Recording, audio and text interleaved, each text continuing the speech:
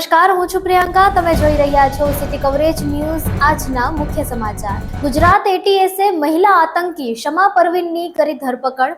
અલ-કાયદા સાથે જોડાયેલી 30 વર્ષીય શમા પરવીનની બેંગ્લોરથી ધરપકડ કરાઈ છે અને પૂછપરછમાં અનેક મોટા ખુલાસા થવાની શક્યતા. ગુજરાત એન્ટી ટેરરિસ્ટ સ્ક્વોડે આતંકવાદી વિરુદ્ધની લડાઈમાં વધુ એક મોટી સફળતા મેળવી છે.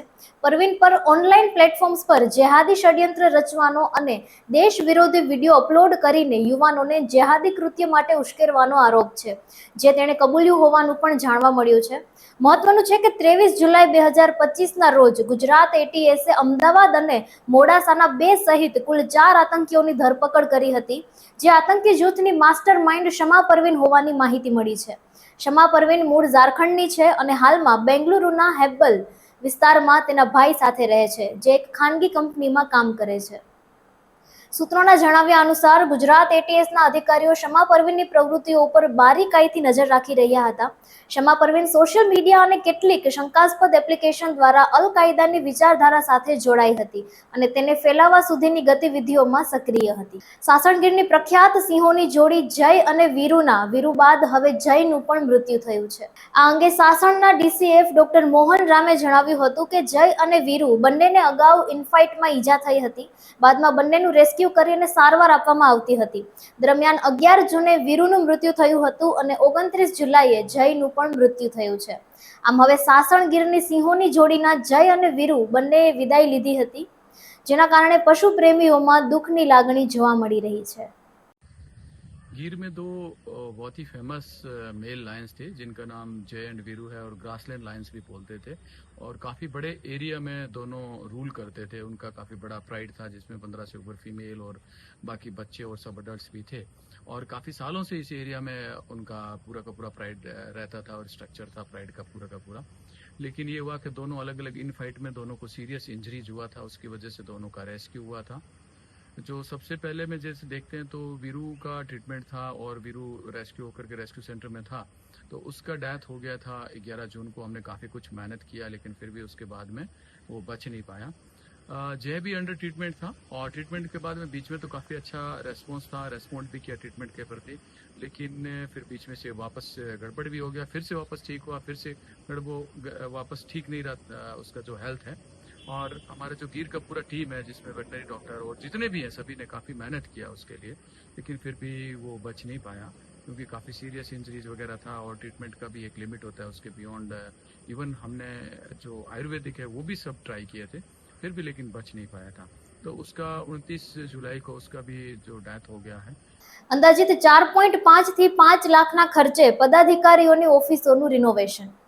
જૂનાગઢ મહાનગરપાલિકામાં આવેલ પદાધિકારીઓની ઓફિસોનું રિનોવેશન ચાલી રહ્યું છે. અંદાજિત 4.5 થી 5 લાખના ખર્ચે રિનોવેશન કરવામાં આવશે.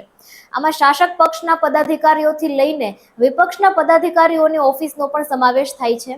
આ ઓફિસોમાં ઉધઈ લાગી ગઈ હતી, પીઓપીમાંથી પોપડા ખરતા હતા તેમજ બારી બારણા અને વાયરિંગનું નુકસાન થયું હતું, જેને લઈને રિનોવેશનની કામગીરી હાથ ધરવામાં આવી છે. જૂનાગઢમાં પીએમ શ્રી સ્કૂલ જવાહર નવોદય વિદ્યાલયના નવનિર્મિત પરિસરના વર્ચ્યુઅલ ઉદ્ઘાટન પ્રસંગે શિક્ષણ મંત્રીએ કહ્યું, જવાહર નવોદય વિદ્યાલય દેશની ઉત્તમ શિક્ષા આપતી સંસ્થાઓમાંની એક છે. જૂનાગઢના ખડિયા પાસે આવેલ પીએમ શ્રી સ્કૂલ જવાહર નવોદય વિદ્યાલય ખાતે નવનિર્મિત વિદ્યાલય પરિસરનું વર્ચ્યુઅલ ઉદ્ઘાટન કરવામાં આવ્યું હતું. ભારત સરકારના શિક્ષણ મંત્રી ધર્મેન્દ્ર પ્રધાને આ વર્ચ્યુઅલી ઉદ્ઘાટન કર્યું હતું. પીએમ શ્રી સ્કૂલ જવાહર નવોદય વિદ્યાલય શિક્ષા મંત્રાલય ભારત સરકારને આધીન સ્વાયત્ત સંસ્થા છે. આ કાર્યક્રમમાં અતિથિના રૂપમાં ડેપ્યુટી કલેક્ટર સિદ્ધાર્થ ગઢવીની ઉપસ્થિતિ રહી હતી. આ સાથે જ અતિથિ વિશેષના રૂપમાં એગ્રીકલ્ચર યુનિવર્સિટીના હોર્ટિકલ્ચર કોલેજના પ્રિન્સિપાલ ડોક્ટર વરુ, ડાયટ પ્રતિનિધિ ભરતભાઈ મેશિયા, સામાજિક કાર્યકર્તા કિશોરભાઈ રાબડિયા, ગામ ખડિયાના આગેવાન રાજુભાઈ ડાંગર સહિતના અનેક મહાનુભાવોની ઉપસ્થિતિ રહી હતી. ઉદ્યોગોમાં હડતાલો બાબતે સરકારને કડક 14 દિવસ પહેલા નોટિસ આપવી પડશે. ગુજરાતના ઔદ્યોગિક એકમમાં છાશવારે પડતી હડતાલને લઈને રાજ્ય સરકાર કડક કરવા જઈ રહી છે. હવે કોઈ પણ યુનિયન હડતાલ પર જશે તો તેને 14 દિવસ પહેલા સરકારને નોટિસ આપીને જાણ કરવી પડશે, જેને લઈને રાજ્ય સરકાર દ્વારા વટ હુકમને આજે રાજ્ય મંત્રીમંડળની બેઠકમાં મંજૂરી આપવામાં આવી છે. સૂત્રોમાંથી મળતી માહિતી અનુસાર આજે રાજ્ય મંત્રી મંડળની બેઠકમાં આ અંગે નિર્ણય લેવાયો છે. રાજ્યમાં કામ કરતા કામદારોએ હડતાલ પડતા પહેલા કર્મચારીઓ કે યુનિયને 14 દિવસ પહેલા નોટિસ આપવી પડશે અને રાજ્યમાં ઔદ્યોગિક એકમોએ પણ તાળાબંધી કરતા પહેલા 14 દિવસની યુનિયનને નોટિસ આપવી પડશે. રાજ્યનું ગ્રીન કવર વધારવા માટે મુખ્યમંત્રીનો નવતર અભિગમ. રાજ્યના જિલ્લાઓ અને હાઈવે પર રોડની બંને તરફ 7.63 લાખ રોપા વાવવામાં આવશે. મુખ્યમંત્રી ભૂપેન્દ્ર પટેલે રાજ્યમાં ગ્રીન કવર વધારીને પર્યાવરણની જાળવણી માટે કરેલા આહ્વાનને પગલે વન વિભાગે કચ્છ, સૌરાષ્ટ્ર સહિત બધા જિલ્લાઓમાં રોડ સાઇડ અને કોસ્ટલ હાઈવે પર રોડની બંને બાજુની તેમજ અન્ય ખાલી જગ્યાઓએ સઘન રોપા વાવેતરનો નવતર અભિગમ અપનાવ્યો છે. દેશના સૌથી સલામત શહેરોમાં અમદાવાદ મોખરે. ગુજરાતના મેગા સિટી અમદાવાદને ભારતનું સૌથી સુરક્ષિત શહેર જાહેર કરાયું છે. નંબીઓ દ્વારા તાજેતરના 2025ના ક્રાઇમ ઇન્ડેક્સ અનુસાર અમદાવાદ વૈશ્વિક સલામતી સૂચક આંકમાં 68.6 સાથે ભારતમાં સૌથી સુરક્ષિત શહેર છે. 77ના વૈશ્વિક ક્રમાંક અને 68.6ના સલામતી સૂચકાંક સાથે તે ભારતમાં યાદીમાં ટોચ ઉપર છે. જ્યારે રાજસ્થાનનું જયપુર 65.2 ક્રમાંક સાથે સલામત શહેરોની યાદીમાં બીજા ક્રમે છે. ભારતીય રેલવે દુનિયાનું ચોથા નંબરનું નેટવર્ક છે અને એમાં કરોડો લોકો રોજ મુસાફરી કરે છે. રેલવેની ટ્રેનોમાં એર કન્ડિશન્ડ ક્લાસમાં પ્રવાસ કરનારા મુસાફરોને એક બેડરોલ મળે છે, જેમાં બ્લેન્કેટ, તકિયો, ચાદર અને ટુવાલ સામેલ હોય છે. ટ્રેન પ્રવાસની ટિકિટ ખરીદવામાં આવે ત્યારે જ એનું બુકિંગ થઈ જાય છે અને એના ચાર્જ પણ આ ટિકિટમાં સામેલ હોય છે. પ્રવાસ બાદ બેડરોલ પાછો આપી દેવાનો હોય છે, પણ ઘણા લોકો આ સામાનની ચોરી કરે છે અને આ ચીજોને રેલવેની સંપત્તિ માનવામાં આવે છે. જો કોઈ મુસાફર આવી ચીજો ચોરી કરતા રંગે હાથ પકડાઈ જાય છે તો તેને 1000 રૂપિયાનો દંડ કરવામાં આવશે. જો કોઈ મુસાફર આ દંડ ચૂકવવા માટે અસમર્થતા બતાવે છે તો તેને 1 વર્ષની જેલની સજા પણ થઈ શકે છે.